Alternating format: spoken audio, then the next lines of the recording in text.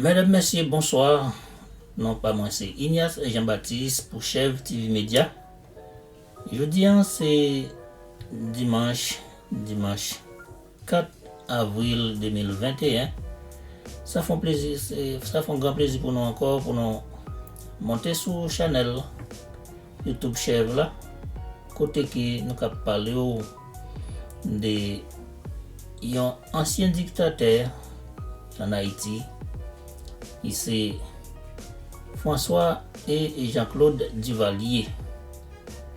Alors, côté que moun sa yo dans l'époque pa yo qu'on a été fait 29 ans sous pouvoir, côté que yo tap masmine peuple là et ou même qui jeune qui peut connaître ça crélé la dictature qui peut-être ça ou ka passer dans pays là qui ou peut comprendre ni ou pas comme ça veut dire et début c'est toujours comme ça commencer et si vous parlez suivre nous parle présenter et vidéo côté Papa Doc Baby Doc yo même yo t'a ferraillé dans le pays d'Haïti.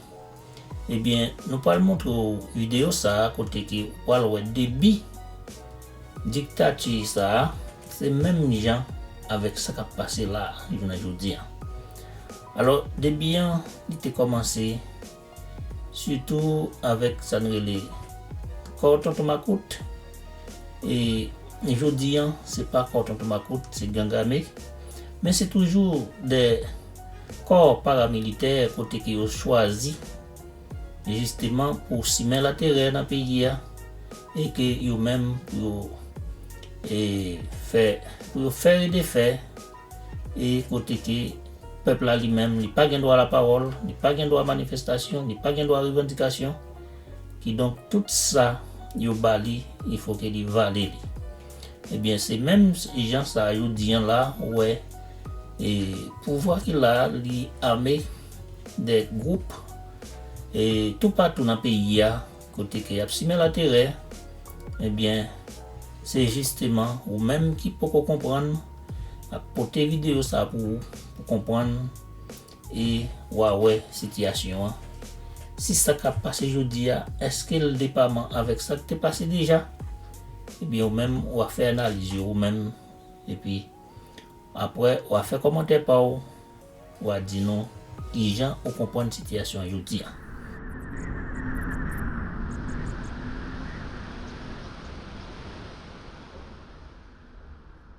Aujourd'hui, les vieux duvalieristes veulent changer d'image. Certains, pour la première fois, acceptent de nous parler. Ils réécrivent l'histoire.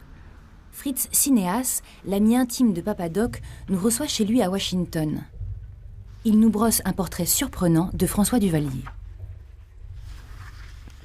À mon jeune et brillant camarade de combat, qui a toujours fait montre de lucidité et de courage avant la journée historique du 22 septembre 1957, dont il est l'un des forgerons.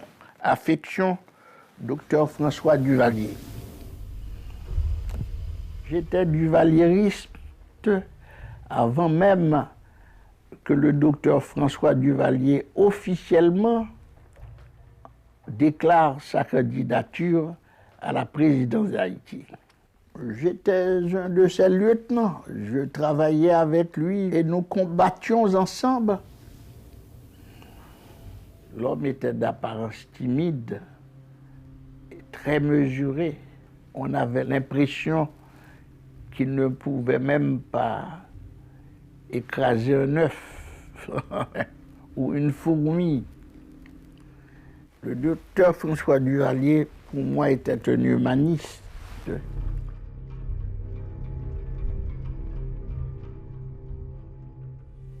Président Duvalier, qui êtes-vous? Tout le monde sait qui est le président Duvalier. Avant d'être président de la République, j'avais déjà marqué dans l'histoire de ce pays. Je suis médecin, habitué à parcourir, à faire 8 heures de cheval par jour, traversant les plus hautes montagnes du pays pour apporter les soins médicaux aux braves paysans. Et ce sont ces braves paysans qui m'ont tenu bon compte et m'ont élu président de la République. Le jeune François Duvalier, médecin formé aux États-Unis à l'Université du Michigan, se fait connaître en Haïti dans le cadre d'une mission sanitaire américaine pour vaincre une épidémie de pian. Il parcourt le pays de dispensaire en dispensaire, aux côtés de médecins de l'US Army pour endiguer la maladie tropicale. Il y gagne un surnom, Papa Doc, et entre dans les bons petits papiers de Washington. Alors que les États-Unis maintiennent Haïti sous perfusion économique et humanitaire, le pays reste le plus pauvre du continent. Duvalier devient ministre de la Santé et rêve bientôt de devenir président. Ses liens avec les Américains vont lui servir. Car, comme partout en Amérique latine, ce sont les États-Unis qui décident de la politique intérieure, soufflant le chaud et le froid, y compris en Haïti lors des élections présidentielles de 1957. Les Américains, par l'armée, vont patronner, parrainer la présidence de François Duvalier. Ça a été un choix des Américains appliqué par les militaires. C'est l'armée qui a joué pour amener François Duvalier au pouvoir. Et c'est l'armée qui a truqué les élections pour que François Duvalier devienne président. Le petit médecin de campagne met la main sur le pouvoir. Mais va-t-il réussir à le garder ? Des militaires qui lui sont hostiles tentent bientôt de le renverser par les armes. Henri Robert Sterlin, un des barons du duvalierisme, raconte cette nuit où tout a basculé. Le 29 juillet 1958, à 2h du matin, s'opère un coup de force aux casernes des Salines, qui est une garnison et un baraquement militaire qui est situé dans le dos du Palais national. Par conséquent, François Duvalier est à deux doigts de perdre le pouvoir et pour se tirer de cette souricière, il appuie ce qui a un caractère quasi légendaire à l'époque sur le bouton de la sirène d'alarme et des foules de partisans sortent des banlieues de Port-au-Prince, ceinturent le Palais national et les militaires fidèles à François Duvalier distribuent les armes à la population. Quand Duvalier est monté au pouvoir, il avait toujours une peur bleue de l'armée, de la structure de l'armée d'Haïti. Parce que l'armée d'Haïti a toujours été traditionnellement ce qui donnait et reprenait le pouvoir politique. Il devait mettre en face une autre force politique, une autre force militaire. Il a créé ce qu'on appelle les volontaires de la sécurité nationale, qui était le corps des Totomacoutes. Avancez plus fort, frappez les sols, montez.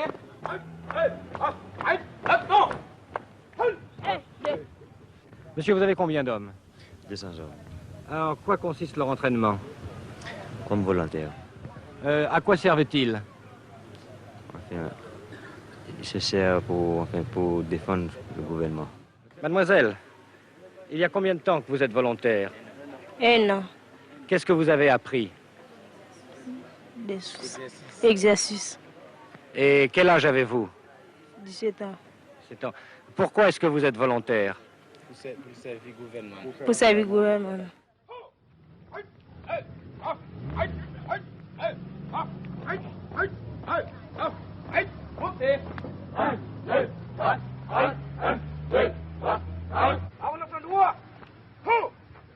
Duvalier était un admirateur d'Hitler et de Mussolini. D'ailleurs, l'expression volontaire de la sécurité nationale, il l'a pris de Mussolini. C'est pas une invention haïtienne. Il l'a appris d'un corps créé par Mussolini en Italie. C'était une milice qui ne répondait de ses actes qu'à François Duvalier. Et c'était un contrepoids à l'armée parce que la milice était supérieure en nombre. Les tontons macoutes sont des individus armés qui appliquent de force la politique de Duvalier. Ils créent un climat de répression pour le régime. Leur nom vient de la mythologie créole. Tonton, l'oncle, et Macoute qui désigne le sac. C'est une figure légendaire qui kidnappe les enfants, les met dans un sac et puis les fait disparaître. Et c'est ce qui est arrivé aux opposants du régime. Ils disparaissaient. Les tontons Macoute deviennent le nouveau symbole du pouvoir de Papa Doc. Pour faire taire l'opposition, ils ne reculent devant aucun crime. Fini le temps du gentil petit médecin de campagne, voici l'heure du tyran.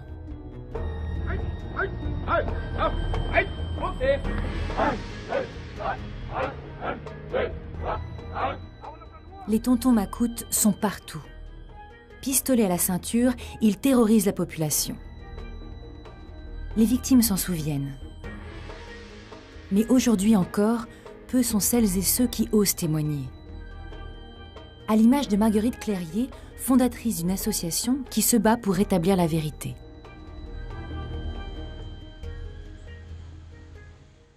J'ai gardé au fond de moi, toute ma jeunesse, la peur de la parole, la peur de parler de cette histoire que j'avais vécue, parce que tout autour de moi, c'était silence. On était enfermés, on ne pouvait pas sortir, on ne pouvait pas raconter ce qui se passait, donc on pouvait continuer à vivre, mais on devait faire vraiment très attention, surveiller ce qu'on disait.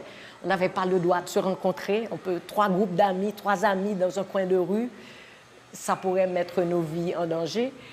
Mais ce que je garde aussi en souvenir, c'est la disparition de beaucoup d'amis de mes frères et sœurs, mes aînés. Moi, j'étais encore assez jeune, mais ma sœur Guylaine, ma sœur Rosemary, etc. Beaucoup de leurs amis ont fait les frais de cette dictature, ont gagné le maquis, ont été assassinés. Et on vivait dans l'angoisse au quotidien, dans cette peur qu'on ne vienne nous arrêter.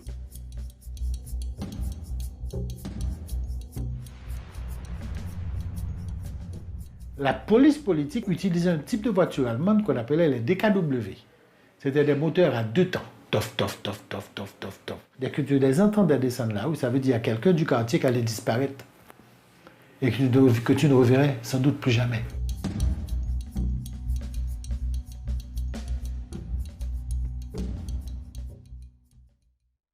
La date clé qui va faire la fortune de Duvalier, c'est 1959. Lorsque Castro prend le pouvoir à Cuba. Bruit de bottes dans les Caraïbes. Une révolution communiste triomphe à une centaine de kilomètres des côtes de la Floride. Washington voit rouge. L'internationale communiste est aux portes des États-Unis. L'Union soviétique idolâtre Fidel Castro et s'appuie sur le dirigeant cubain pour marquer un point dans la guerre froide qui les oppose aux États-Unis. Nikita Khrouchtchev veut s'implanter dans la région. Un dangereux bras de fer s'engage entre Américains et Soviétiques par Cubains interposés. Washington a peur. Les agents de renseignement comme Richard Hines suivent attentivement la situation. Je travaillais au département d'État sur l'influence du communisme en Amérique latine. Ce qu'on craignait, c'était l'infiltration soviétique à travers le communisme international dans les gouvernements d'Amérique latine. Duvalier était connu pour être anticommuniste, et c'était très bien pour nous. Duvalier, comme ils disent, c'est un fils de pute, mais quand même, c'est notre fils de pute. Hein. Bon. C'est déjà un petit monstre, mais c'est nous qui l'avons accouché, c'est notre monstre. Il n'est pas ouvertement fréquentable, mais nous avons besoin de lui. Parce que maintenant, à côté, il y a Castro. À partir de 1959, François Duvalier a décidé de convertir la milice civile en une police secrète anticommuniste. Le régime Duvalier a utilisé cette situation pour donner une étiquette communiste à tout mouvement de contestation contre lui. Ceci a constitué un grand atout pour lui permettre de mettre l'opposition à l'écart. Les Américains débarquent à Port-au-Prince. Une mission militaire vient encadrer et soutenir Papa Doc. Les États-Unis s'affichent aux côtés du dictateur Comme pour marquer leur territoire. Un officier américain marquera l'histoire de cette collaboration, le commandant Heinl. Son fils deviendra un témoin privilégié des coulisses du Palais national. Il est le camarade de classe, puis l'ami de Jean-Claude Duvalier, le fils de Papa Doc.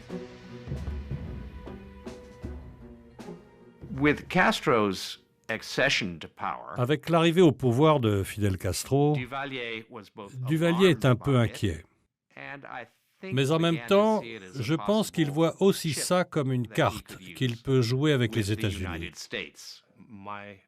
Mon père, le colonel Heinl, ma mère et moi, nous sommes arrivés en Haïti en mars 1959. Mon père veut rester concentré sur la professionnalisation de l'armée, sur l'entraînement. Mais un Haïtien qui est devenu un ami par la suite lui demande après quelques mois « Dites-moi, colonel, comment est-ce que vous progressez dans votre mission d'apprendre aux Haïtiens comment battre d'autres Haïtiens ?» Alors mon père lui répond « Les Haïtiens n'ont pas besoin de moi pour apprendre ce genre de choses. »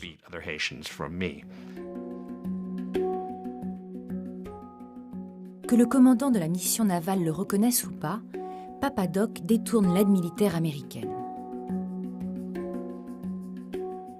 Les fusils destinés à l'armée sont redistribués au tonton Macoute. Et sur ordre du président Duvalier, les miliciens sont entraînés par des officiers haïtiens formés aux États-Unis. Toute ma promotion a subi l'entraînement aux États-Unis d'Amérique avec les Marines. Donc on était près de, disons, une cinquantaine, 44 précisément, à suivre l'entraînement là-bas. Et l'endoctrinement était réellement fait. Et nous autres, nous avons foi que le communisme était la chose à détruire. Et tout ceci a permis à François Duvalier de consolider son pouvoir.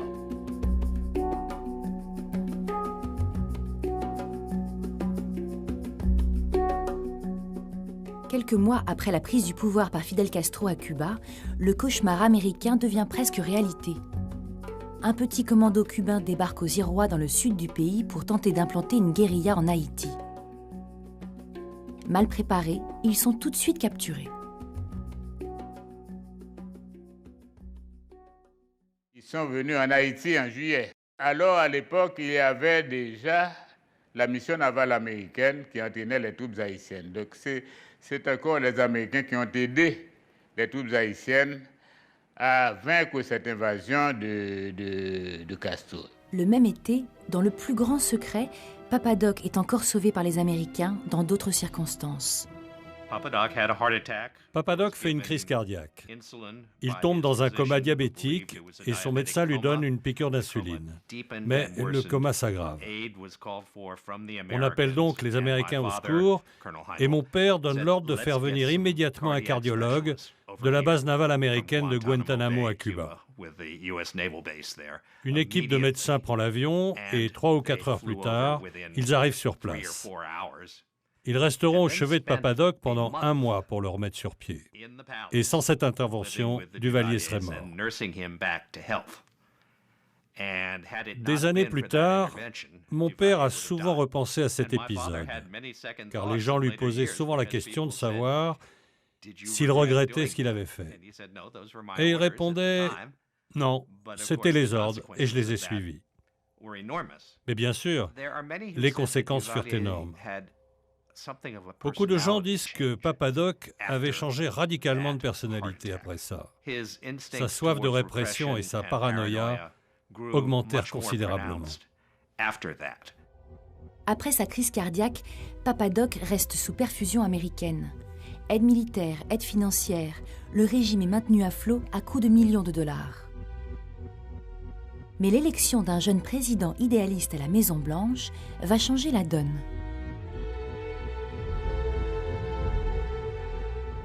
Il est incontestable que de 1957 à 1960, Duvalier reçoit de l'aide des États-Unis, mais cette aide va se heurter à l'hostilité américaine à partir de l'avènement du président Kennedy.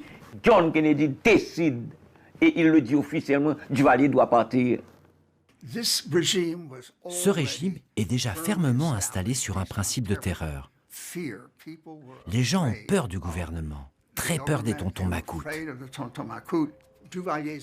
Duvalier a établi l'antithèse de la démocratie. Il représente tout ce que le gouvernement de Kennedy ne veut pas avoir en Amérique latine. Toute notre politique en Amérique latine était alors de se débarrasser des dictatures et d'établir des gouvernements démocratiques. Pas juste par amour de la démocratie, mais parce qu'on considérait que les régimes démocratiques étaient plus stables, plus sains, et donc meilleurs pour les intérêts américains.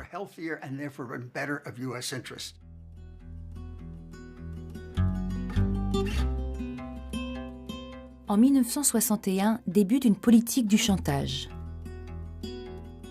Pour obtenir de l'aide, Papa Doc doit tordre le bras des Américains. Il profite d'une tournée dans le sud du pays, à Jacmel, pour faire passer un message à son grand voisin. François Duvalier était dans des contraintes économiques. L'économie était stagnante. Il voulait avoir de l'argent et de l'argent frais. Et il a dit carrément, pendant qu'il était en tournée à Jacmel, il a dit que si vous avez un ami qui ne vous donne pas des preuves qu'il est vraiment votre ami, mais les amitiés peuvent se chercher ailleurs aussi. Et c'est là qu'il va inaugurer sa politique de chantage. Si vous ne m'aidez pas, là il s'adresse aux Américains, alors que je suis un ami, un allié, fidèle, loyal, eh bien je serai obligé de regarder de l'autre côté, vers le bloc de l'Est, à l'époque, le bloc soviétique.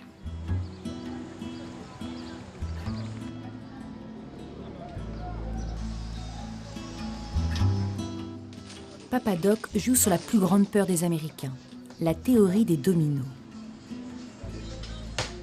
Cuba vient de rejoindre le camp soviétique. Combien d'autres pays tomberont? Jouer est une chose, mais avoir de bonnes pièces en main en est une autre.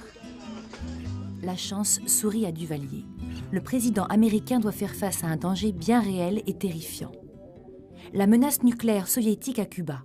C'est la crise des missiles, l'apogée de la guerre froide. Une aubaine pour Papa Doc alors que le monde est au bord de l'abîme. Within the past week, unmistakable evidence has established the fact that a series of offensive missile sites is now in preparation on that imprisoned island. This sudden, clandestine decision to station strategic weapons for the first time outside of Soviet soil is a deliberately provocative and unjustified change in the status quo. Aggressive conduct, if allowed to go unchecked and unchallenged, ultimately leads to war.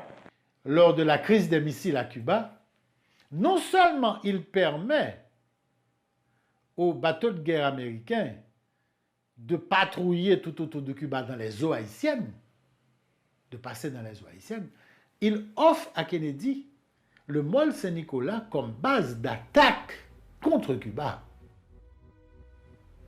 pour montrer que vous n'avez pas meilleur allié que moi.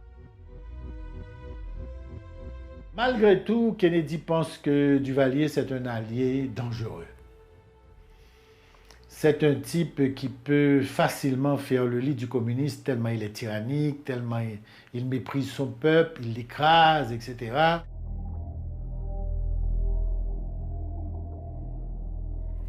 Le 26 avril 1963, il y a eu un attentat raté contre le fils de François Duvalier, Jean-Claude Duvalier. Et on a fait courir le bruit que c'était un complot monté par les anciens militaires. Le souvenir qui m'a le plus marqué ce jour-là, c'est le chaos. J'étais assez jeune, j'avais 8 ans. Les parents allaient chercher les enfants dans les écoles. Et il y a un bruit qui courait, que l'on venait chercher des élèves. Les macoutes allaient venir dans cette école, venir prendre certains élèves. Mon oncle est venu nous chercher. Et j'arrive à la maison et je vois les adultes qui parlent, parce qu'à l'époque, c'était chut, on ne parle pas devant les enfants. Et ma mère qui redescend, je la vois descendre l'escalier en pleurs, qui nous réunit et qui nous dit « Papa a disparu ». Il était à la librairie, une librairie familiale, et on est venu le chercher, on l'a emporté dans le coffre d'une voiture. L'histoire des disparus n'a pas de fin, et c'est ça le comble. Il n'y a pas de fin, on l'attend tout le temps. et on l'attend tout le temps. Et jusqu'à ce jour, personne ne sait où il a été enterré, s'il a été mangé par les chiens à Fort-Dimanche, s'il a été jeté à la mer. Aucune idée. Et c'est ça qui trotte dans nos têtes régulièrement. Où est-il?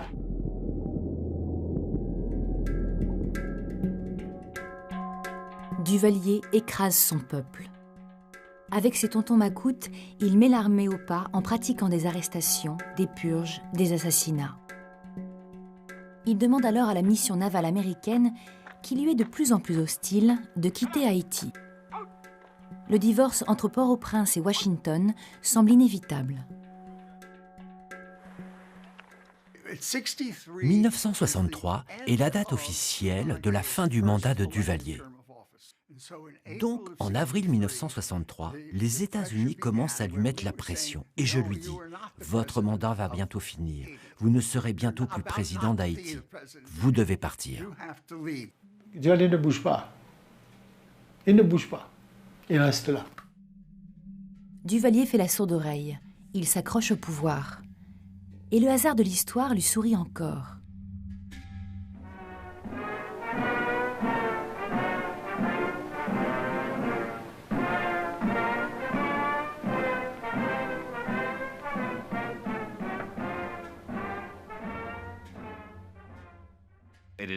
On raconte que quand Kennedy est assassiné à Dallas, en novembre 1963, Duvalier commande du champagne au Palais national. Duvalier ne buvait pas d'alcool, mais on m'a raconté qu'il avait bu ce soir-là, car c'était sans aucun doute une occasion pour lui de boire du champagne. À partir de 1963, il opère son virage totalement fasciste. François Duvalier se barricade dans son palais.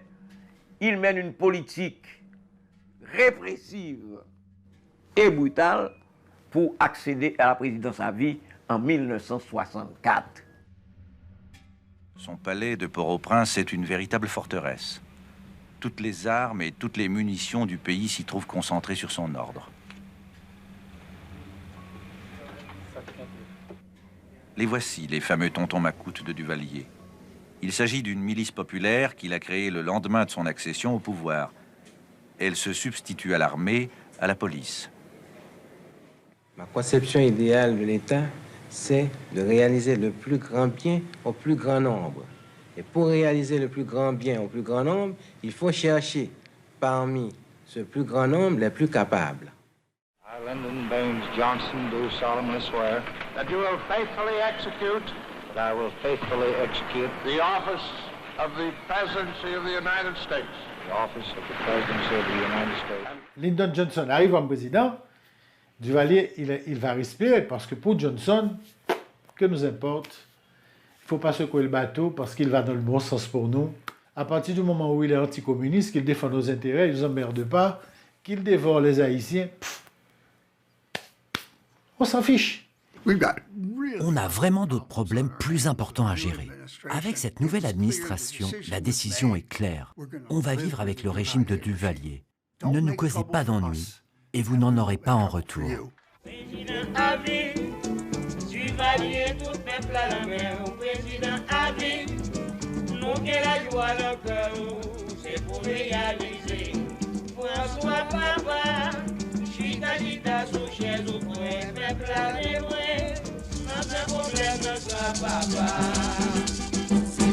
À vie Duvalier pour tout le temps. Tout le temps.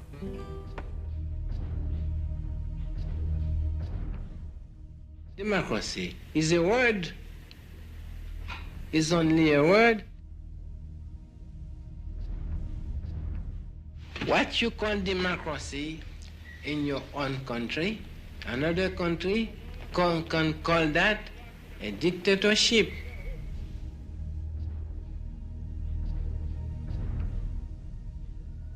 Il faut souligner qu'il y a eu une résistance à Duvalier, parce que les gens ont résisté et ont dit non, ce que le dictateur ne pouvait pas supporter. Dans ces grands hôtels, la République dominicaine accueille volontiers les exilés haïtiens, par exemple le père Gérard Bicinte, chef du mouvement Jeune Haïti. Mais nous espérons, avec le mouvement que nous avons commencé, nous espérons entamer une action contre Duvalier. Quelle sorte d'action? Une action armée. Parce que c'est la seule action qui puisse arriver à renverser Duvalier. Une action pour un prêtre catholique envisager l'emploi de la force, une action armée, c'est un peu étonnant, non? Oui, le problème évidemment, c'est un peu étonnant et je dois vous avouer que j'ai mis beaucoup de temps à me résoudre à prendre la responsabilité, ou plutôt la tête de cette affaire-là. Mais je crois que la situation est tellement grave actuellement et la situation est tellement exceptionnelle que je me suis dit qu'à situation exceptionnelle, il faut des solutions exceptionnelles. Le 5 août 1964, des opposants armés débarquent près de Jérémie, dans le département de la Grande-Anse, au sud d'Haïti. Les 13 de jeunes Haïti, après leur débarquement en Haïti, opération qui a échoué, il y en avait qui étaient morts sur le champ de bataille et il y en avait qui avaient été faits prisonniers. Ceux-là qui avaient été faits prisonniers ont été ramenés à Port-au-Prince et ont été reçus au Palais national et ont été questionnés. Et après, on a décidé qu'ils seraient fusillés.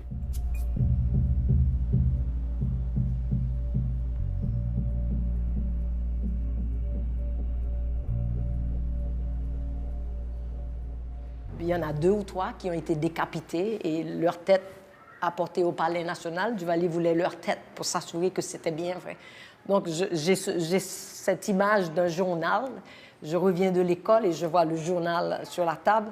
Ma mère avait oublié de le déplacer et puis je vois une main qui tient les cheveux et puis je vois que c'est une tête qu'on venait d'enlever. Numa et Douin, qui ont été capturés, Duvalier a dit qu'il les voulait vivants. Bon, finalement, on les a exécutés devant le cimetière en présence des écoliers de la République. On a exigé que toutes les écoles, de la première année jusqu'au plus grand, a assisté à cette exécution. Et ce film de l'exécution, on l'a passé à la télévision tous les jours, tous les jours, tous les jours. Une manière de terroriser la population, et c'était de jeunes, dans le début de la vingtaine.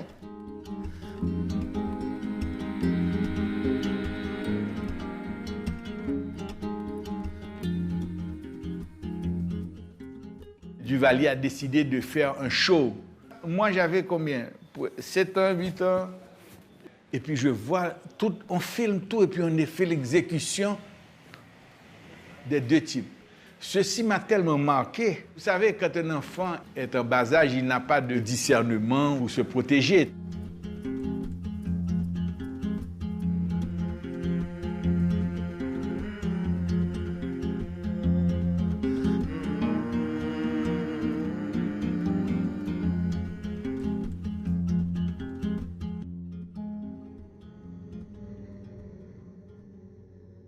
Avez-vous rencontré, Monsieur le Président, Avide, des difficultés pour faire admettre vos conceptions? Il n'en a pas manqué. D'abord, dans l'ordre interne, le changement profond a opéré jusque dans la mentalité de certains de mes compatriotes, heureusement peu nombreux. Dès que tu aimais les livres, tu étais suspect. Tu es jeune, tu aimes les livres. Ah non. Il te disait, ah, tu aimes lire. Aïe, aïe, aïe. Si tu aimes lire, c'est parce que tu as des tendances communistes. Ce sont les communistes qui aiment lire comme ça. Dès qu'on disait qu'on était communiste, on était mort. Il y avait même une loi votée par le Parlement haïtien et prévoyant la peine de mort contre les communistes. Pas seulement les communistes, les libraires et ceux qui se disaient communistes par bavardage. C'est une loi absurde, absurde dans son contenu et dans un anticommunisme qui est vraiment primaire, pas seulement primaire, mais bête, je dirais. Les macoutes et les militaires passaient de maison en maison, dépouillaient les bibliothèques. Dès qu'on trouvait un livre, que ce soit Le Rouge et le Noir, ou bien le développement communautaire, ah, tu avais des problèmes. Ce régime a fait fuir les cerveaux. On ne peut pas faire du développement économique sans cerveau. Hein. Aujourd'hui, 84% des Haïtiens qui ont au moins une licence vivent à l'étranger, qui ont une licence universitaire. Et ça a surtout pris une ampleur particulière sur Duvalier, où il fallait chasser les gens qui peuvent réfléchir. Donc il fallait chasser la science. Il y avait une guerre contre l'intelligence, il y avait une guerre contre la pensée. On garde les gens qui ne comprennent rien, on garde les gens qui sont aveugles, parce que c'est mieux, c'est plus facile pour nous de les manipuler, de les contrôler. Si vous avez les yeux ouverts, si vous comprenez, si vous êtes avisé, vous devez mourir, être emprisonné ou partir.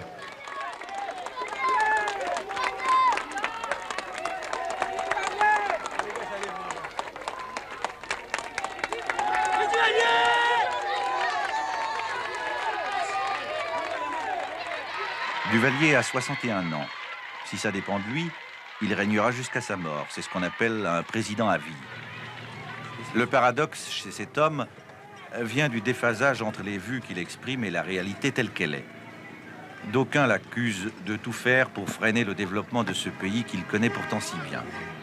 Son premier souci, disent-ils, c'est de garder le pouvoir, et c'est à quoi il travaille. Le reste n'est que verbalisme. Voici maintenant une nouvelle facette du personnage. Nous sommes sur un chantier qu'il est venu visiter. Aurait-il fait ce geste si notre caméra n'avait pas été là?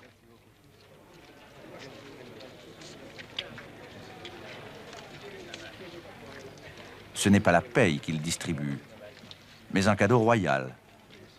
Un seul de ces billets représente le quart du revenu annuel moyen d'un Haïtien.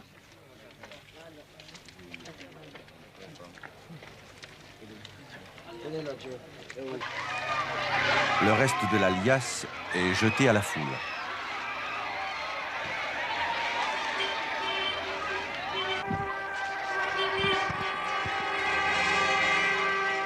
Pour garantir son pouvoir absolu, Papa Doc enfonce de plus en plus son pays dans la misère.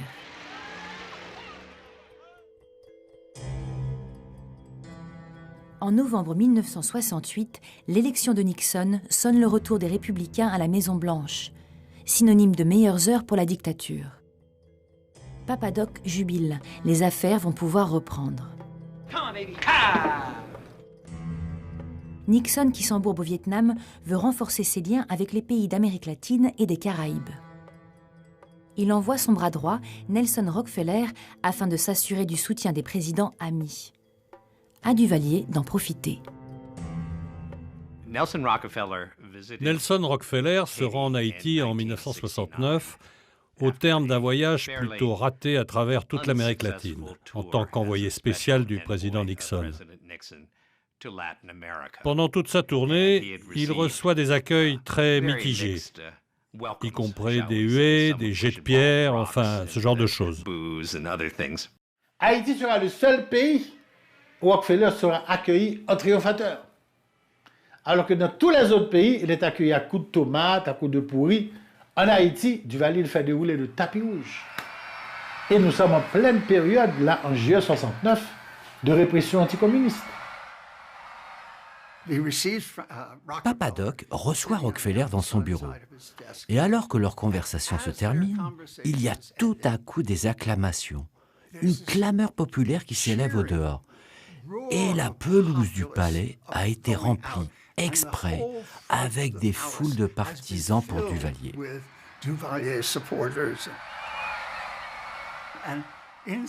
À l'intérieur, Duvalier dit « Je crois que j'entends quelque chose ». Il se lève, donc Rockefeller se lève aussi, parce que quand le président se lève, tout le monde se lève. Et Duvalier dit quelque chose comme « Je me demande bien ce que ça peut être ». Rockefeller marche courtoisement à ses côtés, et là, Duvalier trébuche, volontairement.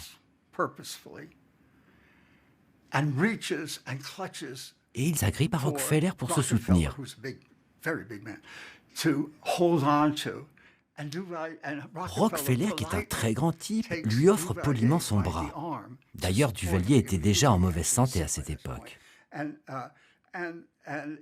Donc Duvalier s'agrippe au bras de Rockefeller. Les portes du balcon s'ouvrent devant eux et ils sortent sous les acclamations de la foule, littéralement bras dessus, bras dessous. Et des photographes immortalisent la scène. Duvalier à ce moment-là sourit, en saluant la foule, tandis que Rockefeller est horrifié. Parce qu'on lui avait donné des instructions très strictes de ne pas faire une sorte de démonstration publique de soutien à Duvalier. Mais du point de vue de Papa Doc, c'était la confirmation que les États-Unis l'adoubaient et soutenaient le régime, qu'il pouvait s'appuyer sur eux, physiquement même. Et pas seulement lui, mais tout son régime. C'était la preuve que les États-Unis étaient un allié fidèle, un appui de la dictature. Mr. President, you are of course president for life. Have you at any time thought about a successor? No, my successor is my successor. All of them at school now. The young people, the youth. Your own son here, Mr. President, with you. What profession will he take when he leaves school? That depends on him. I don't know if he will follow the advice of his father, of his mother, to become a medical doctor. I don't know. So what is your secret for control? My secret is the top secret for Duvalier and for everyone.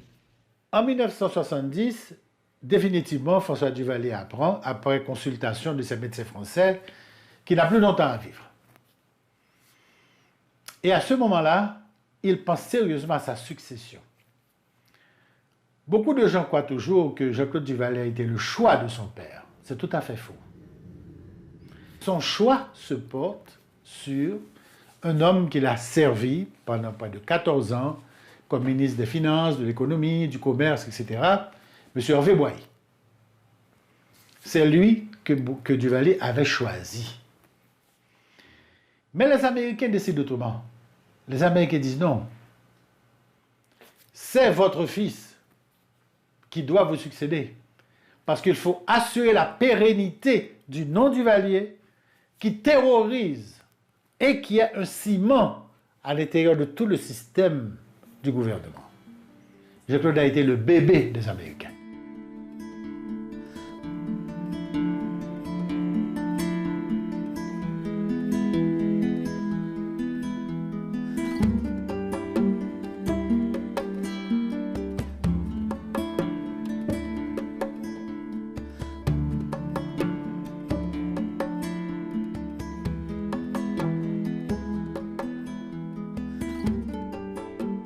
La mort de François Duvalier, bon, ça s'est passé, et disons comme une lettre à la poste, parce que le pouvoir était déjà transféré à son fils, Jean-Claude, avec l'assentiment des Américains.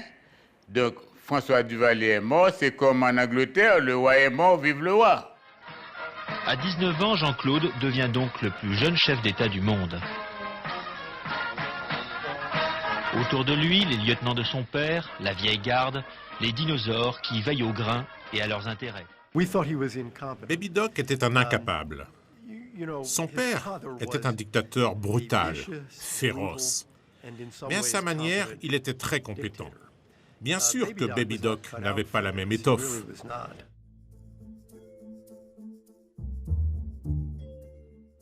Si je devais comparer le régime de mon grand-père et celui de mon père, bon, les choses étaient quand même très différentes lors de l'accession au pouvoir de mon père en 1971.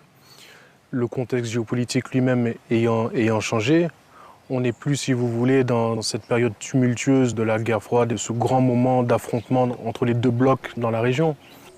La paix règne. La paix règne sous haute surveillance. Tonton Macoute et militaire borde le nouveau bébé président. L'ombre de Washington aussi plane sur le jeune dictateur. Lors d'une conversation avec l'un de ses conseillers, le président Nixon se lâche au téléphone de la Maison-Blanche. Did you realize there is not, of the 40 or 45, you're at the United Nations, black countries that are represented there, not one has a president or a prime minister who is there as a result of a contested elections. My God. There aren't any. Right, yeah. There aren't any. Yeah. Let's take Haiti. Haiti's right our neighbor here. I'm not saying that blacks cannot govern. I am saying they have a hell of a time running the place, but the Africans just can't run things. They're so kind and so nice, and they're children. Yeah. Children. Yeah. Huh? You know? And they always want something like children. Oh, God, yes, they want. Well, what can you do? I know, but what I meant is it's so childlike, the childlike faith. And, of course, a lot of them are crooks, but we have crooks, too. Les Américains, dès le début, avaient posé une condition. On peut garder la dictature, mais en faisant les choses autrement. Mais vous devez aussi présenter un nouveau visage. À cette condition-là, nous vous trouverons de l'argent, la coopération, et puis on va refaire les choses. Aidé par les Américains qui relaient la propagande du régime, Haïti rouvre ses portes aux étrangers. Quelques touristes font leur apparition, et surtout les industriels américains, qui ouvrent des ateliers de confection dans un pays où la main-d'œuvre est très bon marché. Le capitalisme s'accommode facilement de la dictature. C'est bon pour les affaires. Nous étions parmi les grands producteurs pour le rassemblage des maillots, des chemisettes, des sous-vêtements pour hommes et femmes. Nous étions le premier producteur de balles de baseball. Toute la production était une production pour l'exportation. U.S. Ambassador Clinton Knox tells about the change. You believe that Haiti is no longer a country of terror? I would say that very emphatically. It is no longer a country of terror. Because? Because they realize that the need, if there ever were a great need for the Tonton Macoute, had disappeared, and they no longer had any interest in them, and they also felt that it was necessary to begin to turn the country around in terms of its image.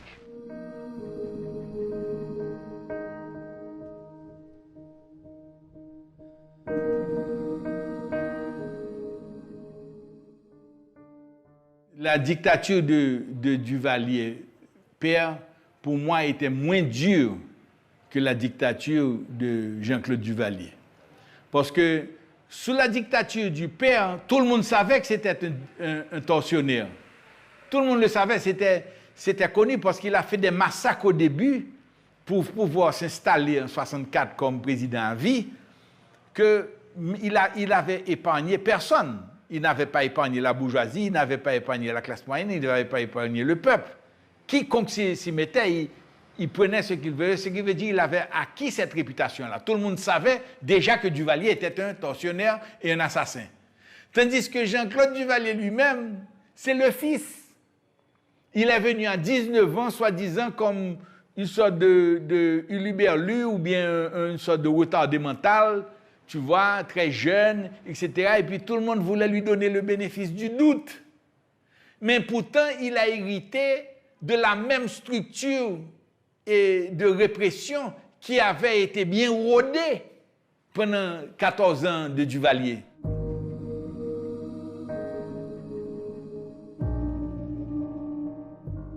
Les Américains vont prendre en main maintenant directement l'armée. Ils vont ouvrir l'académie militaire. Ils vont envoyer les jeunes officiers s'entraîner aux États-Unis, se former. Ils vont créer le corps des léopards. Maintenant, ils contrôlent. Ils sont en contrôle. Il y avait des échanges en permanence entre l'armée américaine et l'armée haïtienne. De nombreux officiers partaient étudier à Fort Benning. On nous envoyait des instructeurs également. Donc, il y avait une coopération multidimensionnelle, à la fois sur le plan strictement militaire et sur le plan logistique également. Il a modernisé les forces armées. Moi-même, j'ai participé aussi à l'acquisition de certains matériels. Et je voyageais pour aller à Phoenix, Arizona, pour choisir les hélicoptères américains qu'ils voulaient bien nous passer. Tout était réellement comme du papier à musique, ça fonctionnait. Grâce à la générosité de l'aide militaire américaine, Jean-Claude Duvalier crée dès 1971 une nouvelle unité de choc lourdement armée, les Léopards. Baby Doc se déguise, s'amuse avec ses nouveaux jouets, et il signe avec ce nouveau bataillon le retour de l'armée aux affaires. Mais le Léopard va-t-il remplacer les tontons Macoute? Pas si sûr. Notre devise pour les VSN, ce que vous appelez les tontons Macoute, c'est couper tête, brûler cailles. Ça veut dire couper les têtes, brûler les cailles, brûler les maisons. C'est nous qui modèle le gouvernement, c'est nous qui pouvons tracer bon exemple. Okay? Pendant que les Léopards paradent, les tontons Macoute renforcent leur rôle de police politique. La persécution des opposants continue.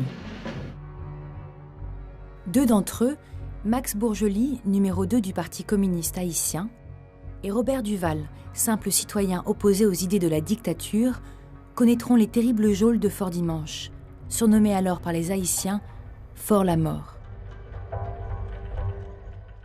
J'ai fait près de mois aux casernes de Salines, parce que c'est le premier endroit quand vous êtes arrêté et vous êtes sous suspicion. Et puis finalement, il me dit, où est-ce que vous avez étudié? J'ai dit, j'ai étudié au Canada.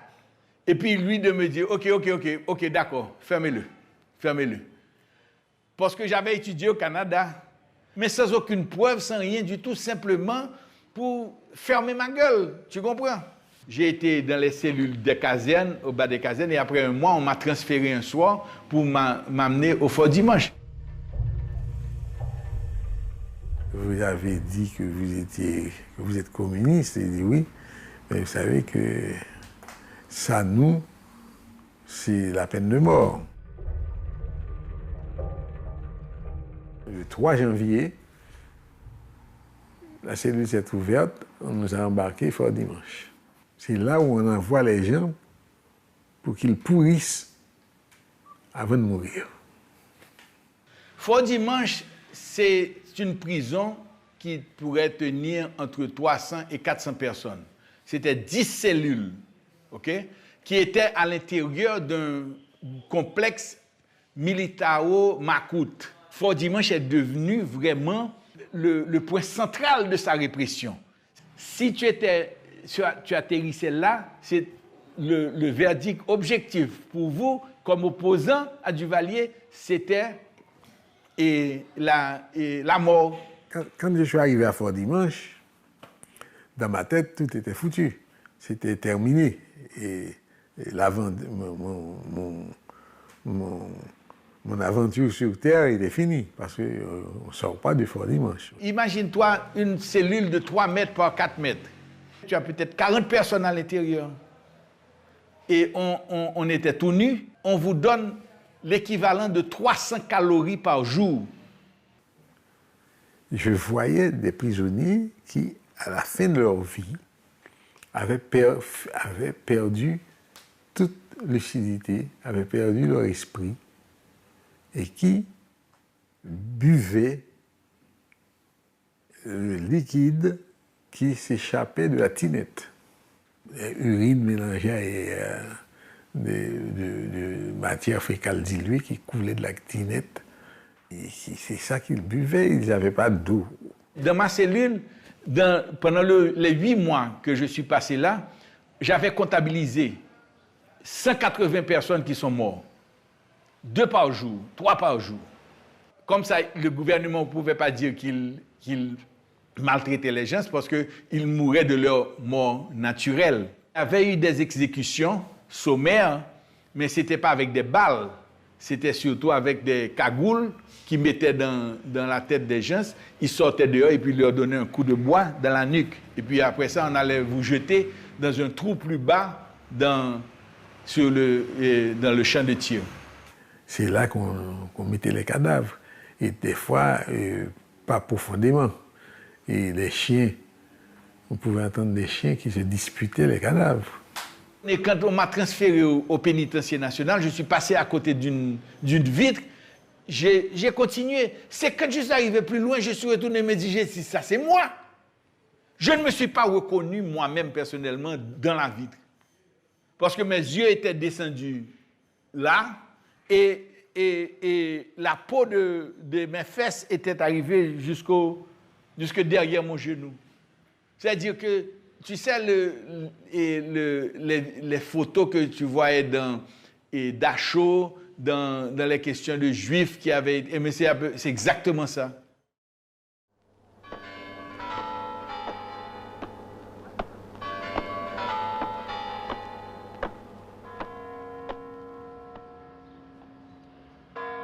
En 1977, le monde change.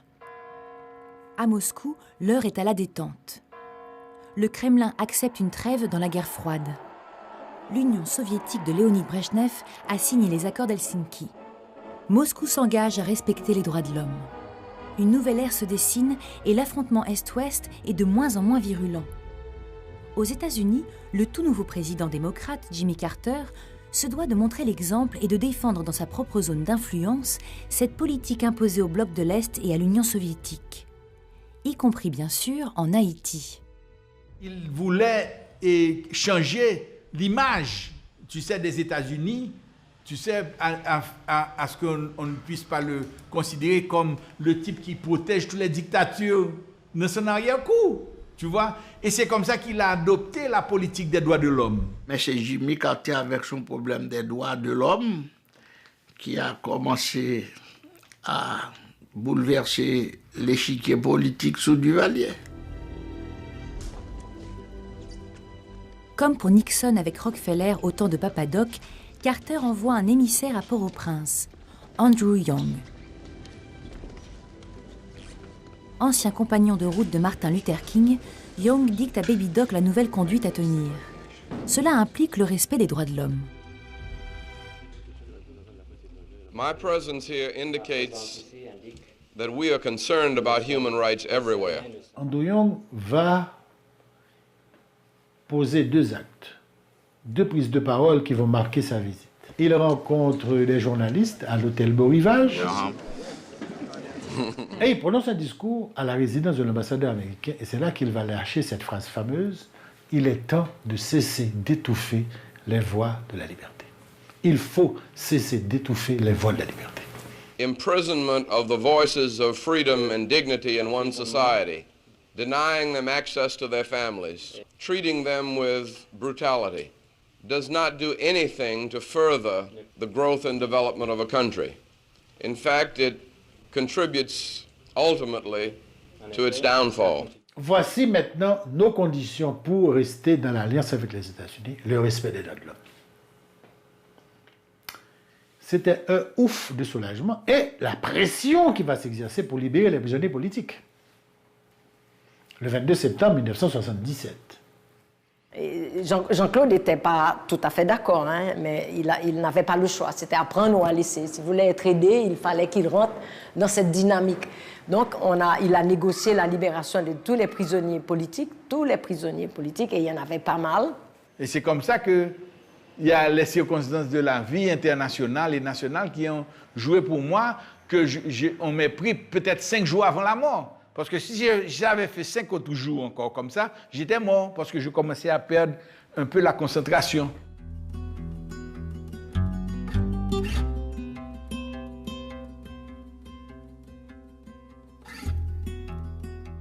C'était comme hier que je me souviens. Il fallait qu'il libère tous les prisonniers politiques. Et c'est comme ça que finalement, le 21 septembre 1977, ils ont lâché 106 prisonniers politiques, dont j'étais un. On était très contents d'être vivants. Quelques mois avant, ils ont bien pris le soin de nous donner un peu plus de nourriture. En l'espace de 2-3 mois, ils nous ont bourrés de piqûres, bourrés de vitamine B12, etc. Et puis c'est comme ça qu'on était plus ou moins acceptable d'être vus par la grande presse nationale et internationale. Bon, c'était un show business qu'ils ont fait, ça c'était pour leur propagande à eux, pour dire que voilà, nous les avons bien traités, etc. Monsieur le Président, le monde entier a noté avec intérêt le geste que vous avez posé il y a environ 2 ou 3 semaines de libérer 104 prisonniers politiques. Mais en même temps, je crois que vous n'êtes pas sans savoir qu'on a interprété cette décision comme étant une concession que vous faisiez aux États-Unis et puis plus particulièrement à l'ambassadeur Young qui vous avait rendu visite un peu plus tôt. Il n'a jamais été question pour nous de concéder quoi que ce soit au gouvernement américain. Nous avons tout simplement voulu démontrer au monde que le gouvernement haïtien est capable de comprendre et de pardonner certains individus qui, pour des raisons plutôt fantaisistes, ont voulu renverser en somme le gouvernement haïtien. Je vous donne la garantie formelle qu'il n'y a plus un seul détenu politique en Haïti. Jean-Claude Duvalier s'est retrouvé coincé. Donc le régime qui était un régime spécifiquement dictatorial tente de faire des aménagements avec cette nouvelle théorie du respect des droits de l'homme. Et c'est là que ça a commencé à se déboîter. C'est comme un régime qui perd ses repères. Les manières classiques dont il avait l'habitude d'opérer ont été changées. Et c'est là que les difficultés ont commencé. Dès qu'une dictature commence à être mesurée, c'est le commencement de la fin.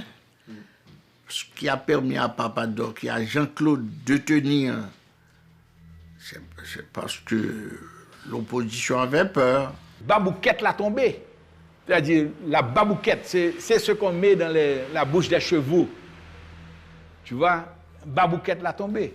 C'est-à-dire que maintenant, on ne peut plus nous fermer la gueule. Tu comprends? On dit ce qu'on pense. Aux États-Unis, Carter n'est pas réélu. Il perd face à Ronald Reagan, un ancien acteur connu pour ses petits rôles de cow-boy. L'annonce des résultats se propage comme une traînée de poudre à Port-au-Prince. Je me rappelle très bien ce soir-là, on a dû rentrer tout de suite. Les Marcoutes ont envahi la rue et ils se sont mis à tirer en l'air en disant « Les droits de l'homme, c'est fini. Les cow-boys sont revenus à la Maison-Blanche. » Avant même la prestation de serment de Ronald Reagan, Duvalier fonce. On dirait qu'il avait soif, qu'il avait faim de nous. Il détruit du Haïti, il détruit la presse libre, il ferme les partis politiques, il arrête, il exile, il emprisonne. Catastrophe. Jean-Claude Duvalier m'a dit un jour « C'est tellement mieux avec les Républicains, je m'entends toujours mieux avec eux. » Et c'était vrai. L'administration républicaine s'entendait généralement mieux avec Duvalier. Leur attitude, c'était « Mieux vaut un diable qu'on connaît qu'un diable qu'on ne connaît pas. »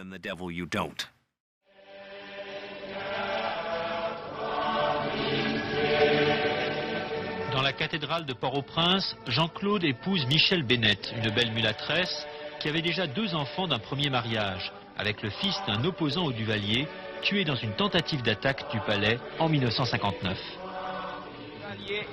Voulez-vous prendre comme épouse Michel Bennett? Le destin de Claude Duvalier, je crois, a tourné le jour où il a épousé Michel Bennett.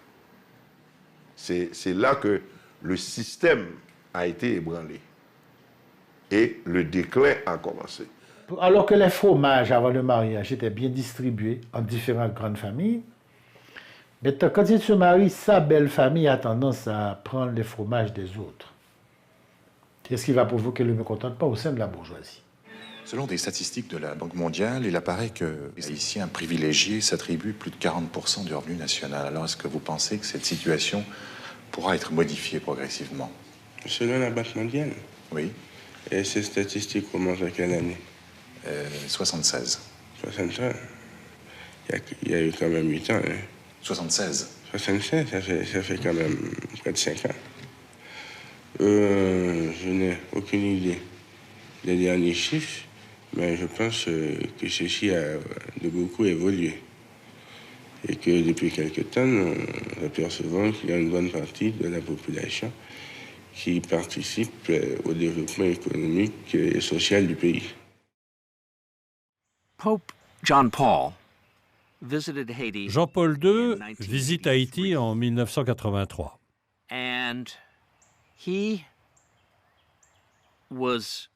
Il est invité à un somptueux banquet au Palais national, mais il préfère rencontrer des prêtres et des évêques haïtiens et dîner avec eux dans un lieu plus modeste. Quand il est à l'aéroport, il dit à la radio en créole « Faut que ça change, il faut que ça change ». Et cette phrase a eu une résonance énorme dans la population. Il faut que les pauvres de toutes sortes se reprennent à espérer. L'Église garde en ce domaine une mission prophétique inséparable de sa mission religieuse. Elle demande la liberté de l'accomplir. Le pape avait dit qu'il fallait que les choses changent en Haïti. En 1983, il est venu. Et c'est comme ça que les gens se sont organisés. Et ils commençaient à résister au Macoute et résister au système politique. Ils ne voulaient plus accepter que quelle que soit la personne vienne et puis ils n'avaient plus peur. Mais sur le plan international, la guerre froide a tendance à finir parce que l'Union soviétique va perdre la bataille. C'est clair. En Afghanistan, l'Union soviétique s'essouffle et Cuba commence à se préparer pour être seul. Donc les Américains vont commencer à se dire « Ah, l'histoire va changer. Il va y avoir un nouvel ordre dans lequel nous n'aurons pas besoin de ce type de régime à la Duvalier. »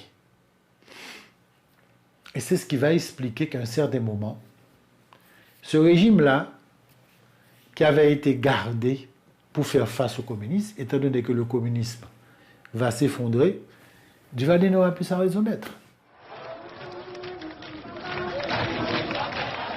29 juillet 84, comme chaque année, la grande parade des Macoutes devant le palais présidentiel. Toute la tribune officielle a revêtu l'uniforme bleu de la milice. Et sur les genoux de Michel, le futur président à vie, Nicolas.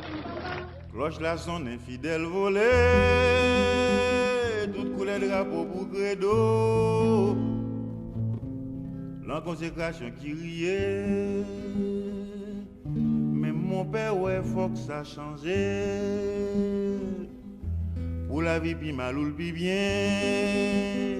Voilà ma gloire, je suis chrétien.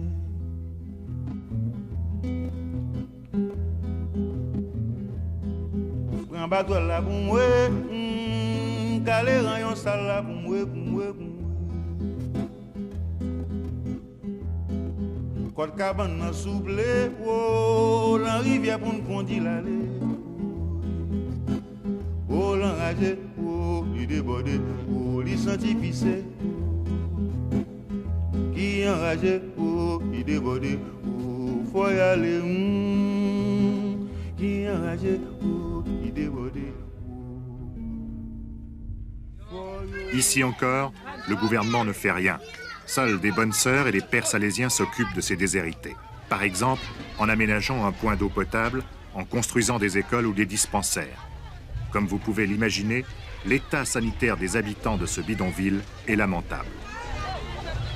De quoi est-ce qu'ils vivent? Si vous me demandez ça c'est une question que après 8 ans, je ne peux pas vous répondre. Et je vous répondrai seulement peut-être, ils ne vivent pas vraiment. Si longtemps qu'un homme est obsédé par nourriture, que ça c'est sa obsession, ça c'est pas humain. Si on doit vivre comme un chien qui cherche à manger, ça c'est pas humain. Et aussi, vous pouvez me demander pourquoi tous ces milliers et des milliers de pauvres, pourquoi ils ne se révoltent pas. Et ils ont peur, énormément peur, parce que partout, les tontons macoutes sont là. Tout le monde a peur en Haïti, même les tontons macoutes ont peur. Tout le monde a peur. En haut, ils ont peur d'en bas, et en bas, ça veut dire la masse a peur d'en haut. Tout le monde a peur. Mais depuis la visite du pape, la population veut que ça change. Le peuple est de plus en plus hostile à la dictature de Baby Doc. En novembre 1985, Haïti bascule dans la violence. La révolution est en marche. le pays s'embrase. Dans la ville de Gonaïve, au nord du pays, les écoliers et les étudiants participent activement aux manifestations et aux émeutes. Les militaires ont commis une erreur grave. Ils ont tué 3 jeunes. Mackenson Michel, Daniel Israël et un autre petit, là, 3. Des enfants qui étaient assis chez eux parce qu'il y avait un mouvement politique d'opposition dans la zone de Gonaïve et puis ils ont été les 3 assassinés. 3 jeunes. Et puis maintenant, c'est comme ça que le pays a été réellement bouleversé. Il y a eu cette affaire d'assassinat des 3 jeunes au lycée de Gonaïve et ça a donné lieu à une effervescence à travers tout le pays. Donc les Américains ont trouvé que c'était la goutte d'eau de trop. Et je dois dire que cette affaire était encore une manipulation étrangère. Ouais. J'ai eu à instruire, à assurer la défense d'un des officiers qui était au Gonaïve. Et c'est en démontrant devant le tribunal que le crime n'a pas été commis par des Haïtiens. Mais vous savez, dans un moment d'effervescence, il faut un changement, on provoque un événement, et l'événement devient l'événement majeur qui va être le tournant, le point de décision. La mort des enfants n'avait absolument rien à voir avec les troupes haïtiennes qui étaient sur le terrain.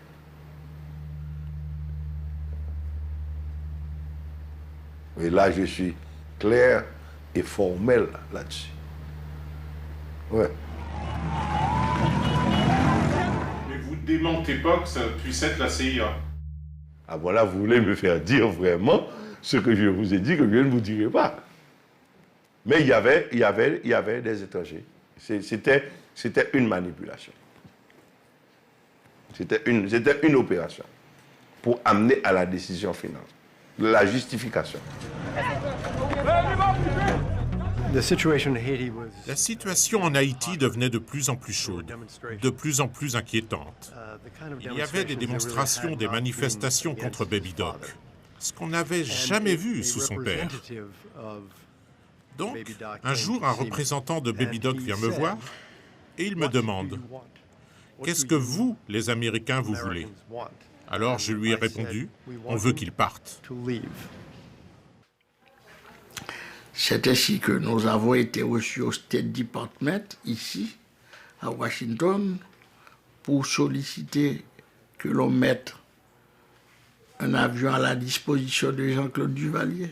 Le jour convenu, nous avons envoyé un avion militaire. Nous avions discuté en amont avec la France et on leur avait dit « Écoutez, il faut bien qu'il aille quelque part. Donc, on va vous l'amener en France, d'accord? On le dépose chez vous. On lui trouve un endroit où rester quelque temps. Et après, on travaillera tous ensemble pour lui trouver une destination définitive. OK? Mais bien sûr, une fois qu'on l'a déposé sans accroc en France, c'est devenu un problème français. La difficulté majeure, c'est que c'était un gouvernement socialiste qui était au pouvoir en France.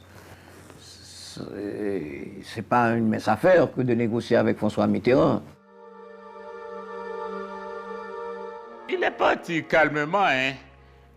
Il est descendu. Tout d'abord, il a fallu établir un stratagème pour qu'il puisse laisser le palais, quitter le palais. En descendant de l'ascenseur, les miliciens étaient en bas à l'attendre. Il leur a dit « Je vais à l'aéroport, je reviens ». Il n'a pas dit qu'il allait partir. On est monté dans la voiture, il est monté devant, sa femme à côté, Vallès ici, moi-même à côté de Vallès, et Nicolas entre nous deux, le petit, Nicolas entre nous deux. Et puis on est parti comme ça.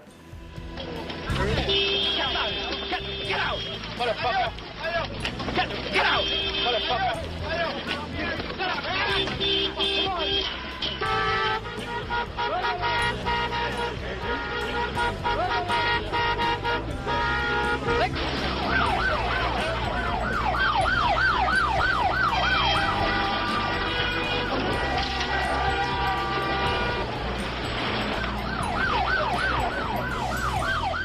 Donc il est monté dans l'avion et il s'est parti. Donc, voici un régime qui a été construit par et pour la guerre froide et qui a été démoli parce qu'on n'en avait plus besoin. Il avait épuisé son temps d'utilité historique.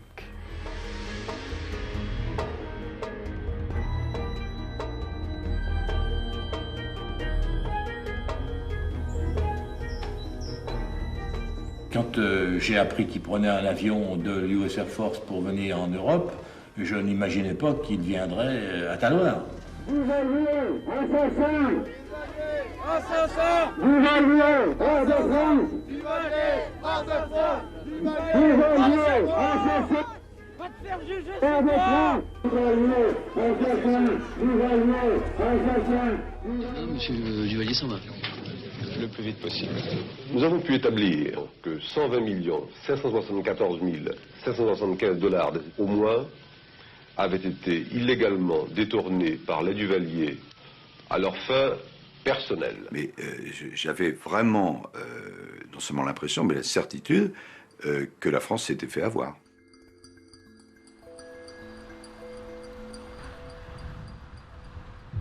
« 17 ans après, nous retrouvons Baby Doc dans un haut lieu de l'histoire haïtienne. C'est ici, au fort de Joux, que Toussaint Louverture, le héros de l'indépendance haïtienne, le combattant pour la liberté, a terminé sa vie, emprisonné. Étrange visite du dictateur déchu, désormais ruiné. Depuis son arrivée en France et son divorce avec Michel Bennett, sa fortune a fondu comme neige au soleil. Jean-Claude Duvalier vit grâce au soutien des grandes familles haïtiennes. Ensemble, ils réécrivent l'histoire.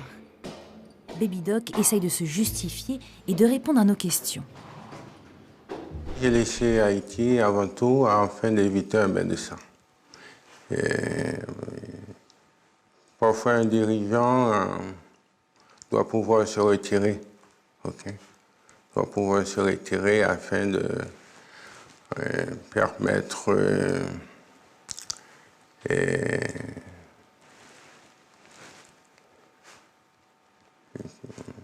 une évolution pacifique.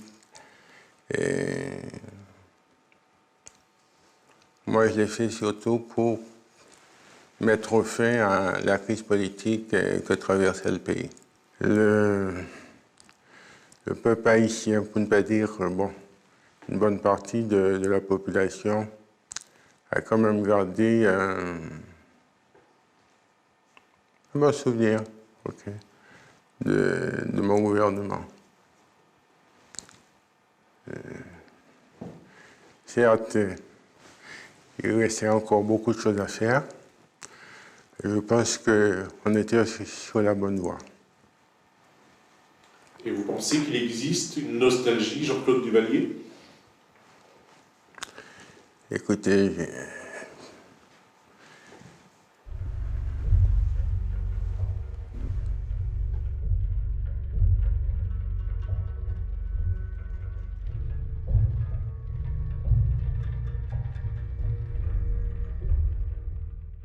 dans le pays maintenant, questionnez n'importe quel Haïtien, vous allez voir quelle réponse ils vont vous donner. Que autrefois, c'était mieux. Ils mangeaient mieux. Ils vivaient mieux, ils s'amusaient mieux. Oui.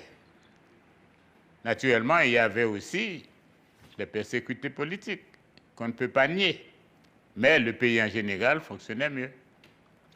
Il y a des gens qui pensent que sous Duvalier, le pays était un pays qui marchait normalement. Le pays était un pays pauvre.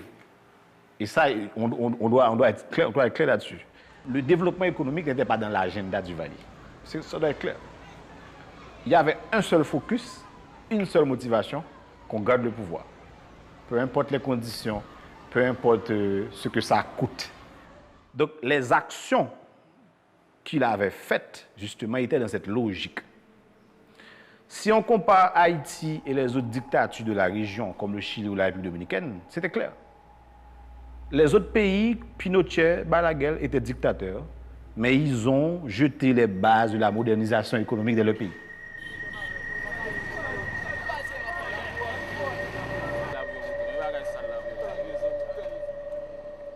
En 1986, les militants des droits de l'homme tentent de faire un travail sur la mémoire et le procès de la dictature. À Fort-Dimanche, on commémore les disparus, les victimes de l'époque Duvalier. Mais les vieux démons réapparaissent et les barons de la dictature sont toujours présents. Avec le temps, les militaires se sont retranchés sur leur position. Ils ont fait des manœuvres pour pouvoir dissimuler les bâtiments.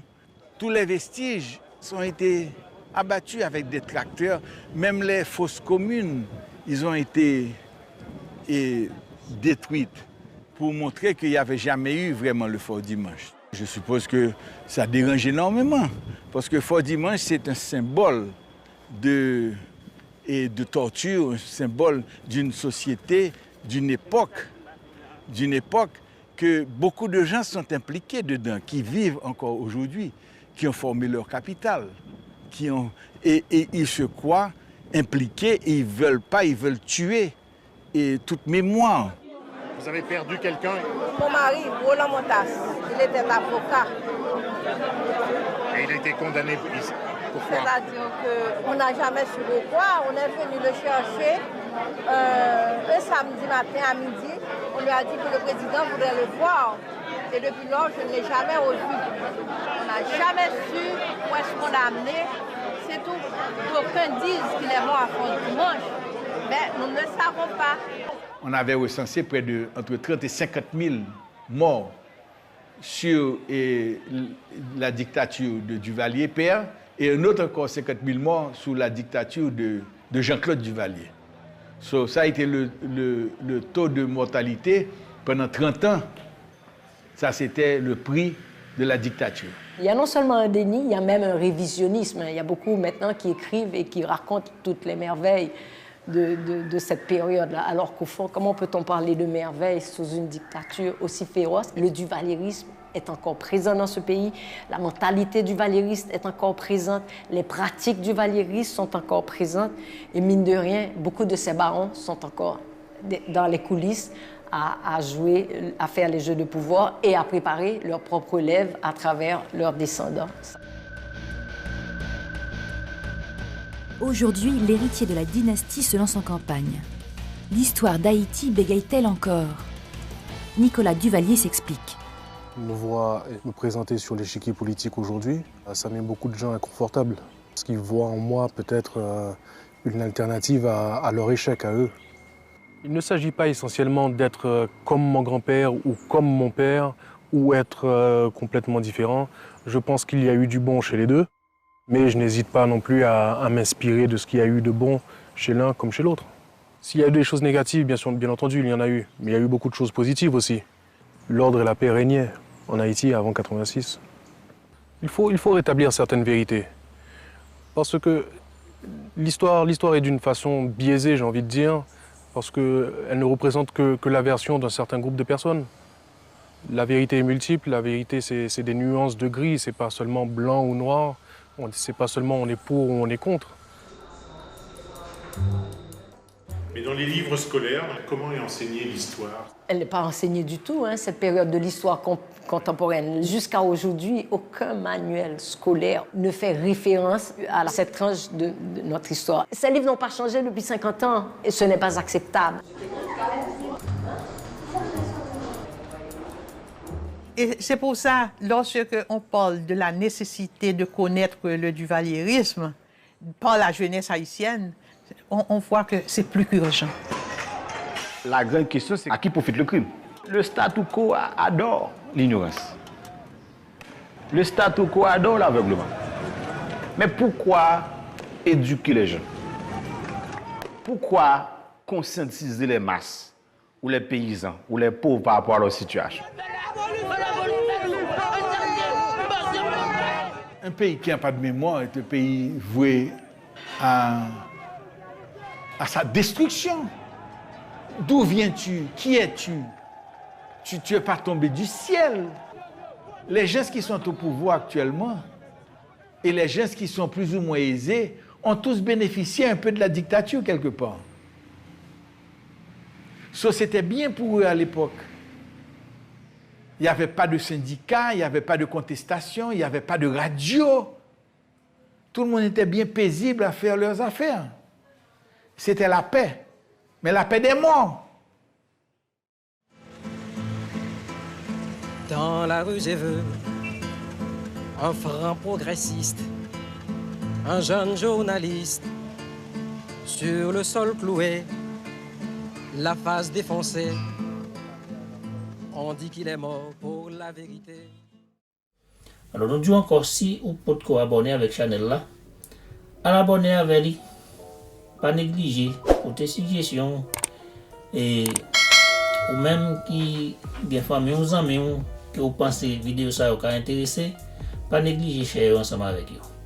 Alors si vous pouvez connaître comment pour abonner avec Chanel là, eh bien en bas vidéo vous regardez vous pouvez un petit cloche, vous pouvez un côté qui marqué subscribe, vous peser sur lui et puis vous pouvez un petit cloche qui paraît. Peser sur cette cloche là et sous tawel sous personnalisé, retirer sous personnalisé, mettez sous tout et à chaque fois nous postons une vidéo vous pouvez joindre automatique. Et bien nous disons encore share vidéo avec amis, famille, tout le monde que vous pensez vous intéressé des travail qu'on a fait. Et bien pas négliger faire ça et puis après même il a fait commentaire, il a dit qui ça vous pensez. Bien, nous disons merci, c'était amis, camarade Ignace Jean-Baptiste pour Chèvre TV Média. Bye bye tout.